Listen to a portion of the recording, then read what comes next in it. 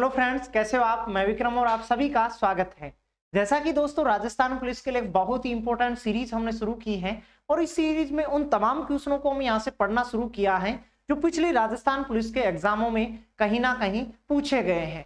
जैसा कि आज हम यहाँ से क्वेश्चन नंबर देखने वाले हैं 81 से देखना शुरू करने वाले हैं। इससे पीछे हमने बाकी क्वेश्चनों को डिस्कस किया है। यदि आप रोजाना मेरे साथ 8 बजे क्लास में जुड़ते होंगे तो आपने जान ही लिया होगा। बाकी आज ही आप यदि क्लास में आज फर्स्ट टाइम आपका है तो बाकी अन्य वीडियोस को यदि अभी तक आप लोगों ने नहीं देखा है तो डिस्क्रिप्शन बॉक्स में प्लेलिस्ट का लिंक दिया गया है।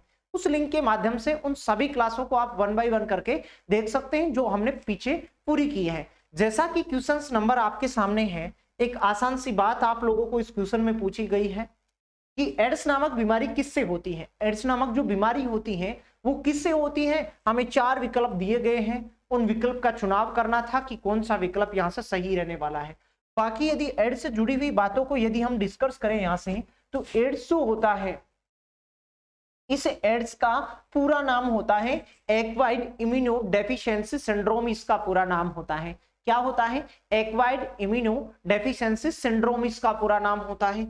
और एड्स जो बीमारी होती है ये एक वायरस या विषाणु जनित बीमारी होती है और ये जिस विषाणु के द्वारा पनपती है वो विषाणु होता है कौन सा, HIV वायरस। कौन सा वायरस होता है, HIV वायरस होता है।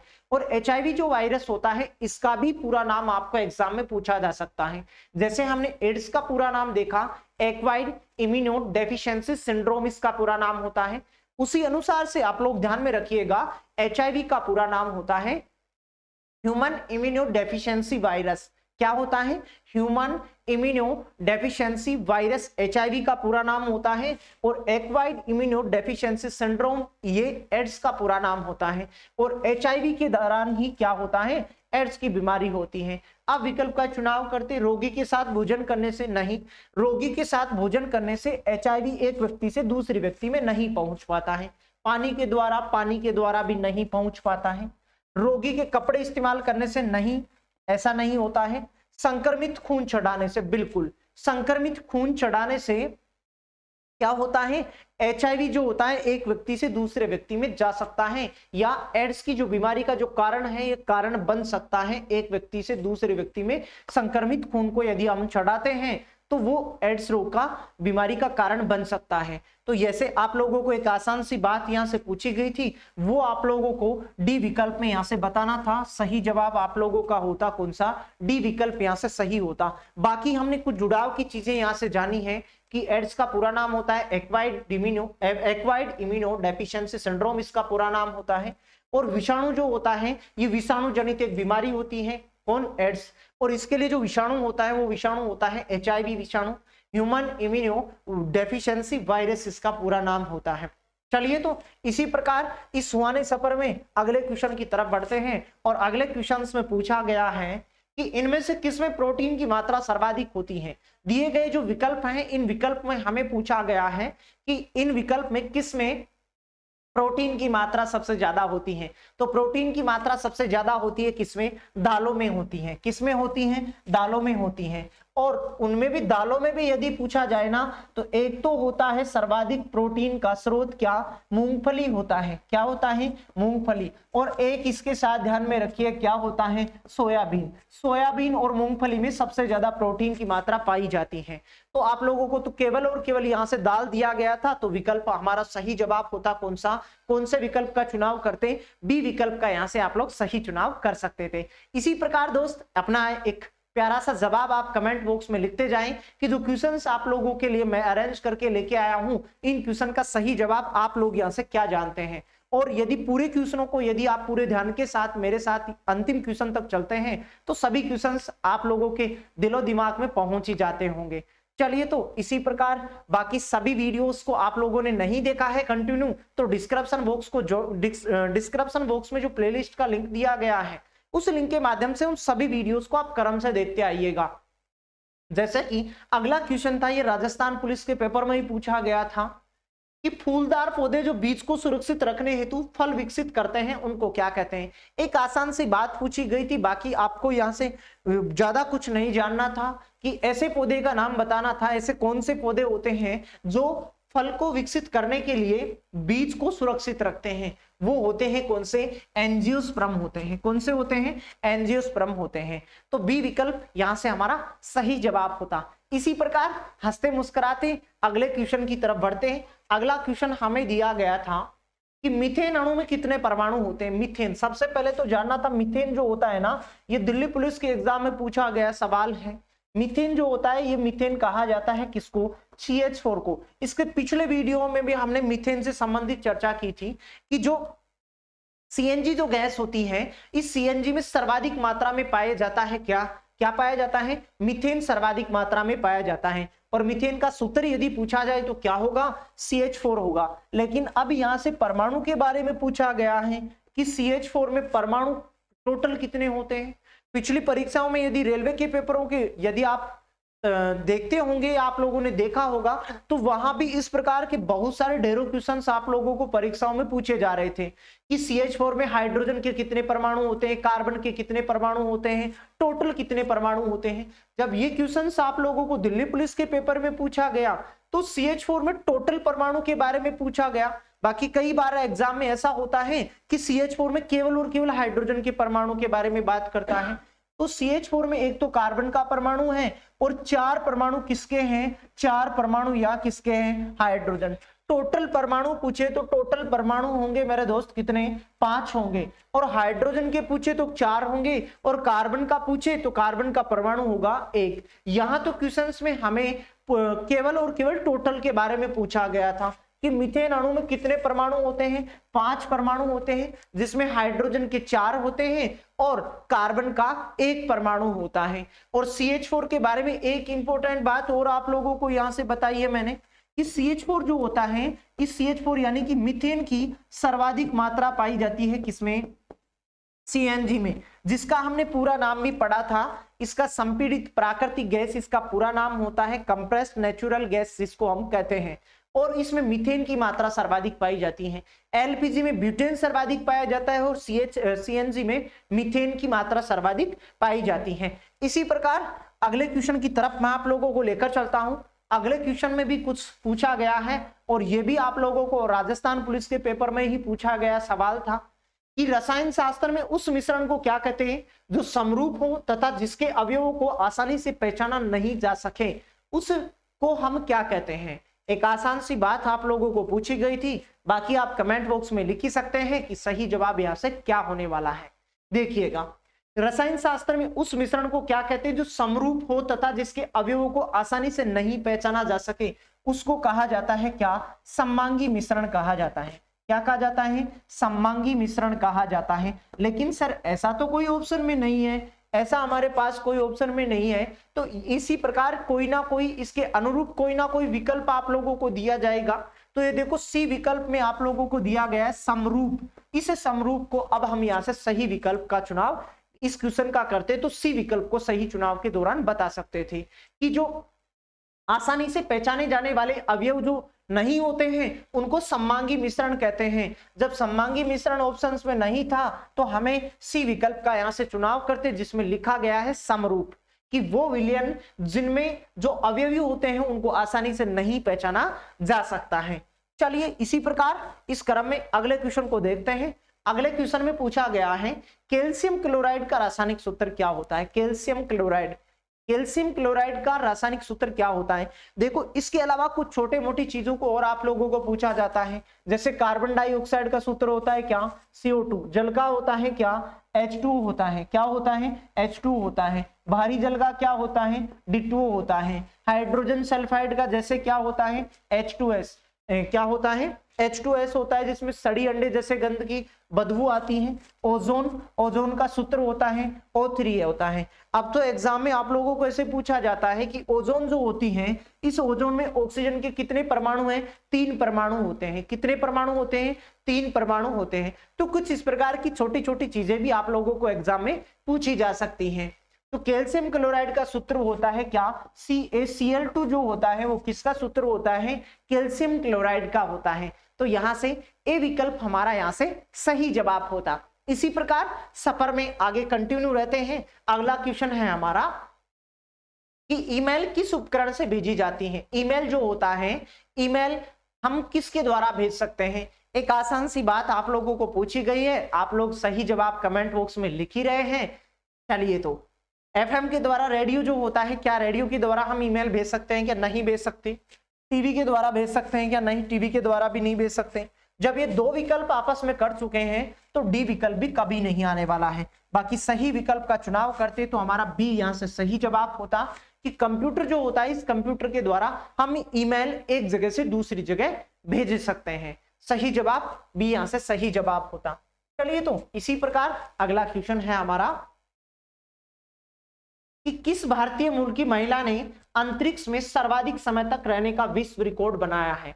देखो, यहां से अंतरिक्ष से जुड़ी हुई चीजें मैंने आपको पीछे के पार्ट्स में भी डिस्कस किया था कि भारत की सबसे पहली महिला कौन थी जो अंतरिक्ष में सफर किया था, अंतरिक्ष में गई थी, वो थी कौन, कल्पना चावला। और फिर मैंने उसी के साथ आपको ऐसे बताया था कि भारत का पहला व्यक्ति पूछा जाए कि पहला कैंडिडेट कौन था जो अंतरिक्ष में गया था, वो राकेश शर्मा। महिला पूछे तो कल्पना चावला। लेकिन यहां क्वेश्चंस में हमें पूछा गया है कि ऐसी महिला बताइएगा जो सर्वाधिक समय तक रहने वाला एक रिकॉर्ड उसने बनाया था। भारत की ऐसी कौन सी महिला थी जो अंतरिक्ष में सर्वाधिक समय रुककर अपना रिकॉर्ड बनाई थी। जैसे अपन कल्पना चावला की बात करें ना, कल्पना चावला, तो कल्पना चावला लगभग 87 दिन तक अंतरिक्ष में इसने बिताए थे। अंतरिक्ष में लगभग इसने कितने दिन बिताए थे, 87 दिन बिताए थे। इसी के अनुरूप यदि हम जाने किसको, सुनीता विलियम्स।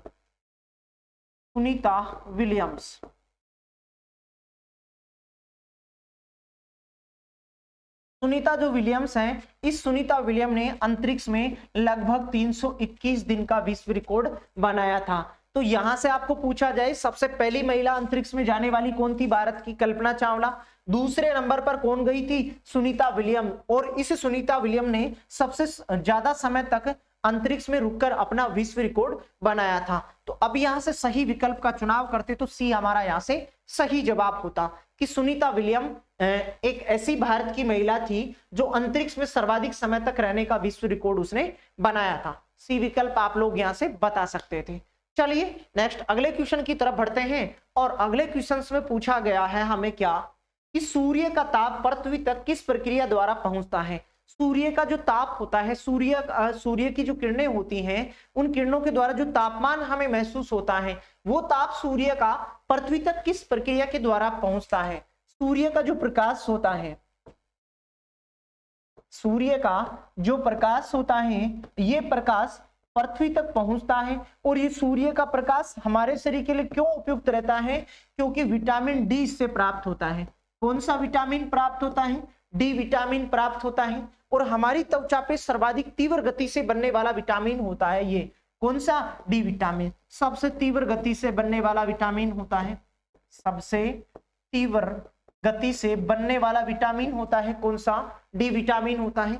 इसी के अनुरूप यहां से आगे हम पता करें कि ये जो विटामिन डी है, इस विटामिन डी की कमी से बच्चों में कौन सा रोग होता है, रिकेट्स रोग होता है। और बड़ों में कौन सा होता है, बड़ों में होता है ओस्टियोमलेशिया। कौन सा होता है, ओस्टियोमलेशिया होता है, ओस्टियोमलेशिया होता है। कि विटामिन डी जो होता है सूर्य के प्रकाश में सर्वाधिक पाया जाता है, इसके बाद मछली की यकृत के तेल में पाया जाता है।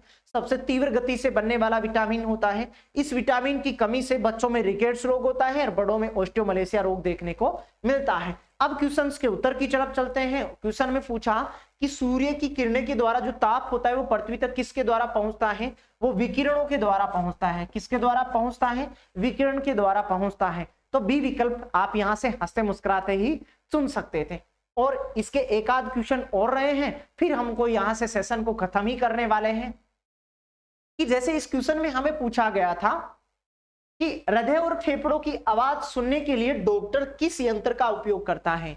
हृदय की आवाज या हार्ट बीट को काउंट करने के लिए, गिनने के लिए डॉक्टर के द्वारा किस यंत्र का उपयोग किया जाता है? ये जो आपके पास दो यंत्र होते हैं, एक तो होता है कौन सा, स्टेथोस्कोप। कौन सा होता है? स्टेथोस्कोप होता है। और एक होता है स्फैग्मोमैनोमीटर।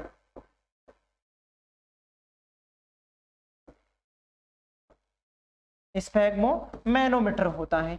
ये दो ऐसे यंत्र होते हैं, इन यंत्रों के द्वारा बहुत सी एग्जाम में क्वेश्चंस आप लोगों को पूछे जाते हैं। ये दोनों के दोनों यंत्र दिल्ली पुलिस पिछली जो परीक्षाएं थी वहां भी आपको ढेरों पेपरों में पूछे गए थे कि स्टेथोस्कोप क्या काम करता है और स्फैग्मोमैनोमीटर क्या काम करता है। स्टेथोस्कोप के द्वारा तो हृदय की धड़कनों को काउंट किया जाता है। हृदय की जो धड़कनें होती हैं, इस धड़कन को गिनने के लिए काम में लेते हैं जो 72 पर मिनट होती हैं। उनको गिनने के लिए तो डॉक्टर कौन से यंत्र का प्रयोग करता है? स्टेथोस्कोप। और स्टेथोस्कोप भी ध्वनि के परावर्तन के सिद्धांत पे काम करता है। पिछले आरएस के पेपर में पूछा गया था कि स्टेथोस्कोप होता है वो ध्वनि के किस सिद्धांत पे काम करता है?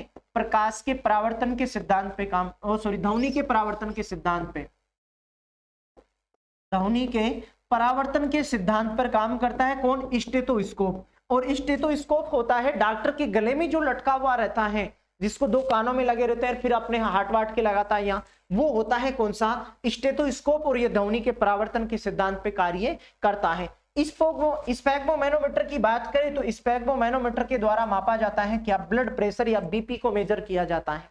डॉक्टर जब आप बीपी यूपी से संबंधित कुछ चीजें आप लोगों को पता होंगी, तो डॉक्टर जब पता करता है बीपी यूपी से संबंधित, तो यहाँ एक पट्टा लगाता है और उसमें हवा भरता है, वो होता है कौन सा? स्फैग्मोमैनोमीटर होता है। तो स्फैग्मोमैनोमीटर के द्वारा ब्लड प्रेशर को मेजर किया जाता है और स्टेथोस्कोप के द्वारा हृदय धड़कन को मापा जाता है। जैसा कि हमारे पास ये दोनों के दोनों है, देखो ये तो होता है स्टेथोस्कोप और ये वाला होता है, इसको कहते हैं हम क्या? स्फैग्मोमैनोमीटर कहते हैं। तो स्फैग्मोमैनोमीटर के द्वारा तो बीपी को मापा जाता है और सामान्यतः रक्तचाप, रक्त दाब जो होता है, रक्तचाप जो होता है, जो बीपी जो होती है वो होती है सामान्यतः 120 से 80 mmHg होता है, जिसमें H जो है ना वो पारे को दिखाता है। यहाँ क्या प्रदर्शित करता है? पारे को। सामान्य दशाओं में हमारा ब्लड प्रेशर, हमारी जो बीपी होती है वो 120 से 80 mmHg होती है। लेकिन कुछ विपरीत परिस्थितियों में बीपी कम भी हो सकती है और ज्यादा भी हो सकती है। तो स्फैग्मोमैनोमीटर के द्वारा तो ब्लड प्रेशर को मेजर किया जाता है और इस स्टेथोस्कोप के द्वारा क्या? हृदय की धड़कनों को सुना जाता है। हृदय की धड़कन, या आप लोग ऐसे कह सकते हैं हृदय की आवाज जो होती है, जैसे लब डब के बारे में बात करें, हृदय के द्वारा आवाज जो निकलती है वो होती है कौन सी? लब डब होती है। कौन सी होती है? लब डब होती है। तो उनको सुनने के लिए तो स्टेथोस्कोप का प्रयोग करते हैं। दोनों के दोनों यंत्र हो गए। ये बहुत बार कंफ्यूज भी करते हैं, बहुत से पेपरों में इससे रिलेटिव क्वेश्चंस आप लोगों को देखने को मिलते हैं। तो दोनों के बारे में आज इस सेशन में आप लोगों ने जान ही लिया है। अब हम क्वेश्चंस का सही जवाब यहां से बता सकते थे कि हृदय और फेफड़ों की आवाज सुनने के लिए डॉक्टर किस यंत्र का प्रयोग करता है? हृदय, वो होता है कौन सा? स्टेथोस्कोप होता है। सी विकल्प हमारा यहां से सही जवाब होगा। इसी प्रकार दोस्तों आज आपने इस छोटे से वीडियो के माध्यम से कुछ इंपॉर्टेंट क्वेश्चनों को आपने यहां से जाना होगा। इसके पीछे वाली क्लासों को यदि आप लोगों ने अभी तक नहीं देखा है तो हमारे डिस्क्रिप्शन बॉक्स में प्लेलिस्ट का लिंक दिया गया है। उस लिंक के माध्यम से उन जितनी भी क्लासों को हमने पीछे पूरा किया है उन सभी क्लासों में 1 बाय 1 करके वहां से आप लोग देख सकते हैं। इसी प्रकार दोस्तों रोजाना आप 8 बजे मेरे साथ क्लास में जुड़िएगा और आनंद पूर्वक साइंस को सीखने का मजा लें आप लोग। और इसी प्रकार आप लोग प्यार और अपना जो साथ है वो बनाए रखें और इसके अगले वीडियो में हम मुलाकात करते हैं और बेहतरीन क्वेश्चनों के साथ। तब तक के लिए आप सभी का तहे दिल से धन्यवाद।